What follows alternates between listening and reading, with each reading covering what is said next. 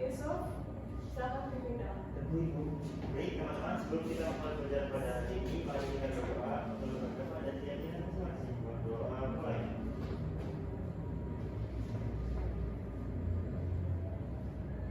Berdoa selesai. Oke, terima kasih Yusuf. Sekarang mari kita lanjut dengan absensi ya. Oke.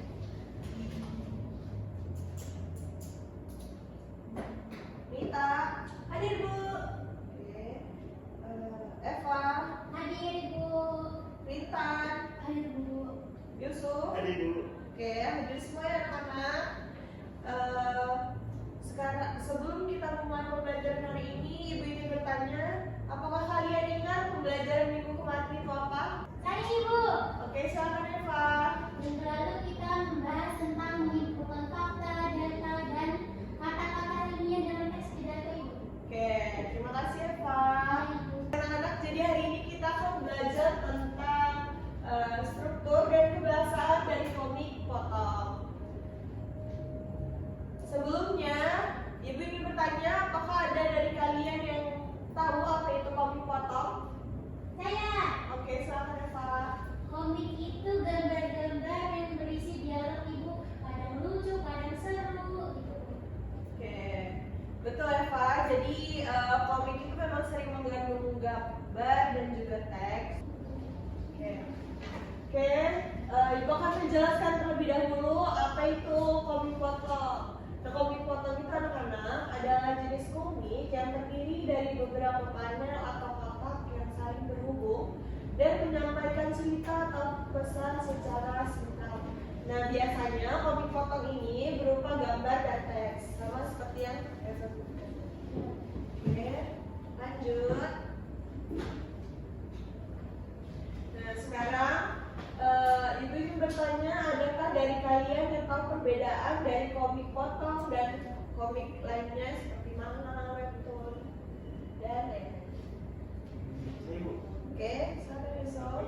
Jadi kalau komik potong itu komik yang hanya memiliki gambar sedikit ya Bu, potongan saja. Jadi hanya harus sedikit, tidak seperti komik-komik pada biasanya. Tapi kalau yang mana itu adalah cerita seperti komik, tetapi itu jauh lebih lengkap gitu. Ya, benar sekali Yusuf. Jadi komik potong itu biasanya lebih singkat, sedangkan manga itu lebih panjang dan biasanya berepisode ya. Oke. Nah, di sini Ibu memiliki perbedaan komik potong dan komik manga. Yang pertama itu ada komik potong. Komik potong itu terdiri dari beberapa panel yang saling terhubung di dalam satu cerita singkat. Kemudian komik potong ini juga berfokus pada satu kejadian atau ide utamanya. Jadi dia itu hanya berfokus kepada kejadian dan pesan-kesannya. Nah, kemudian komik potong ini juga biasanya pendek dan ringkas. Kemudian ada komik manga. Komik manga ini biasanya menceritakan cerita yang lebih panjang dan lebih terperinci. Kemudian komik manga juga memiliki lebih banyak panel dan karakter dan dapat memiliki plot yang lebih kompleks dan karakter yang lebih hebat. Oke, sudah Ibu jelaskan ya. Jadi kalian sudah paham belum terkait perbedaan komik potong dan manga? Sudah Ibu? Ibu ingin bertanya kepada Rintan, apa yang kita harapkan setelah mempelajari komik potong?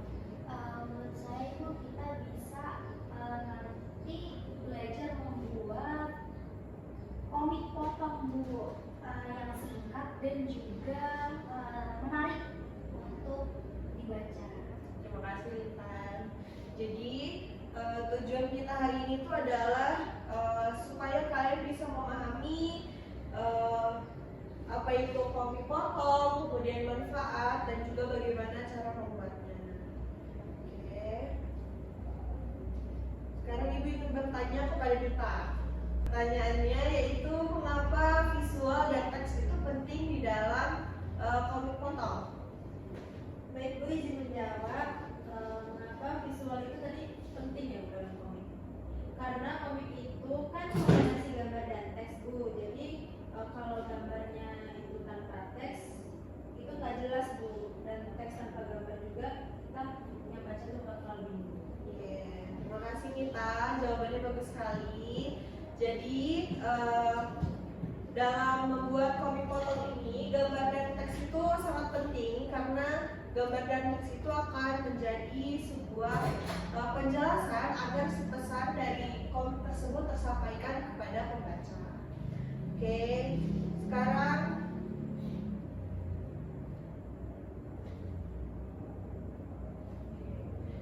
Ibu akan menjelaskan terkait manfaat.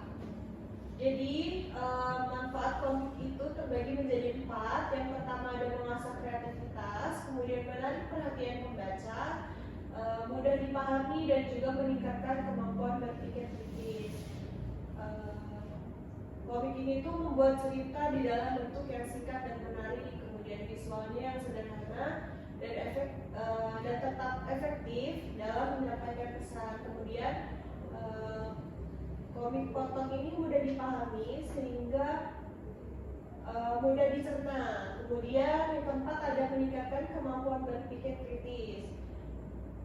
Memilih elemen cerita yang penting untuk disajikan di dalam bentuk yang singkat. Jadi manfaatnya itu lebih ke sebagai apa ya? Sebagai konten aja gitu loh. Lebih ke kayak hiburan anak-anak, menghibur pembaca gitu. Kemudian lanjut ke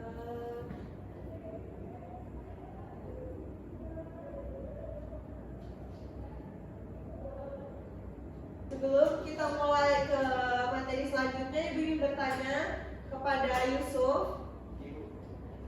Yusuf tahu tidak tentang apa saja jenis-jenis dari komik potongan ini? Ibu, salah satunya itu ada komik yang lucu, Bu. Benar sekali. Jadi komik potongan ini sangat terkenal ya di media sosial. Seperti ada Tahilalat, itu kan termasuk konten yang sering ada di TikTok, kemudian di Instagram. Oke. Nah, sekarang Ibu akan menjelaskan ada 4 jenis komik potongan. Yang pertama itu komik humor, cerita yang menghibur seringkali dengan ending yang lucu. Seperti komik Tahilalat itu biasanya lucu ya. Kamu kalian baca. Iya, lucu. Kemudian ada komik satir, itu menyampaikan pesan sosial atau kritik melalui humor. Nah, kemudian ada komik edukasi. Komik edukasi ini memberikan informasi atau pembelajaran dalam bentuk yang mudah dipahami. Yang terakhir yaitu ada komik fiksi. Komik fiksi ini adalah cerita pendek dengan alur yang ringan.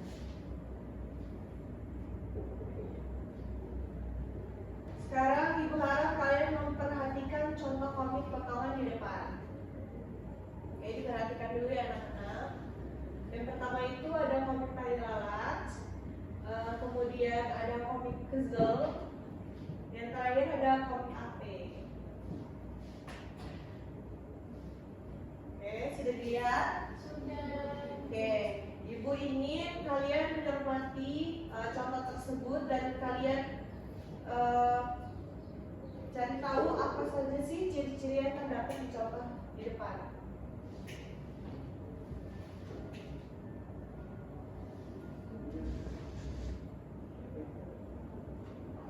Saya Bu, Oke, silakan Eva. komik potong itu biasanya punya beberapa panel yang saling terhubung Bu. Oke, Dan teksnya biasanya cuma sedikit daripada gambarnya Bu. betul sekali. Jadi komik potongan ini lebih dominan ke gambar dan teks dan juga singkat ya. Iya. Kemudian, nah sekarang Ibu akan menjelaskan ciri-ciri komik potong. Yang pertama itu panel-panel. Jadi komik potong itu terdiri dari beberapa kotak yang saling terhubung untuk menceritakan alur cerita. Seperti tadi, di contoh tadi kan di sini bisa kalian lihat kan terpotong-potong menjadi 4 bagian ya. Itu. Kemudian yang kedua ada teks pendek. biasanya dia percakapan itu sedikit, tidak seperti novel-novel webtoon yang lain, webtoon yang panjang seperti apa ya? Seperti cerpen itu kan panjang tuh, ya, berparagraf ya. Kemudian ketiga ada visual yang menarik. Jadi ketika kita membuat komik potongan ini, gambar yang kita buat itu harus menarik para pembaca. Yang terakhir itu alur yang cepat. Alur yang cepat ini cerita berkembang dengan cepat tanpa banyak detail dan berlebihan. Jadi percakapannya itu ringkas ya anak-anak. Oke. Yang terakhir ada langkah-langkah membuat komik potong. Jadi langkah-langkah komik potong ini, yang pertama kita menentukan dulu tema, kemudian kita membuat sketsa panelnya, kita gambar dulu di buku, kemudian kita tambahkan teks yang singkat lagi, kemudian yang terakhir ada gambar dengan detail.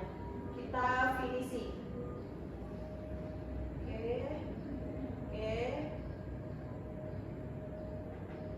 Sebelum kita akhiri, Ibu ingin mengingatkan kepada kalian, komik potong itu bukan hanya untuk hiburan saja ya anak-anak, tapi juga bisa digunakan untuk menyampaikan pesan penting dalam cara yang sederhana dan menarik ya anak-anak. Oke. Jadi Ibu ingin memberi tugas kepada kalian untuk minggu depan, kalian buat komik potongan seperti ini, paling lambat 2 minggu ya deadline-nya, 2 minggu dari minggu ini kalian kumpul, bisa kirim di Google Drive Ibu atau di print out. Oke. Sekarang kita tutup diskusi kita hari ini. Sebelum menutup acara hari ini, baiklah kita berdoa terlebih dahulu. Yusuf, bisa memimpin doa? Baik. Jadi maka sebelum kita menutup acara ini, mari kita berdoa untuk kita dan berdoa mulai.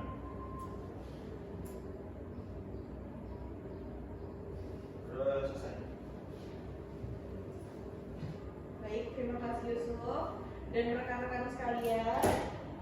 Ibu akhiri, wassalamualaikum warahmatullahi wabarakatuh. Waalaikumsalam warahmatullahi wabarakatuh. Terima kasih Bu. Sama-sama.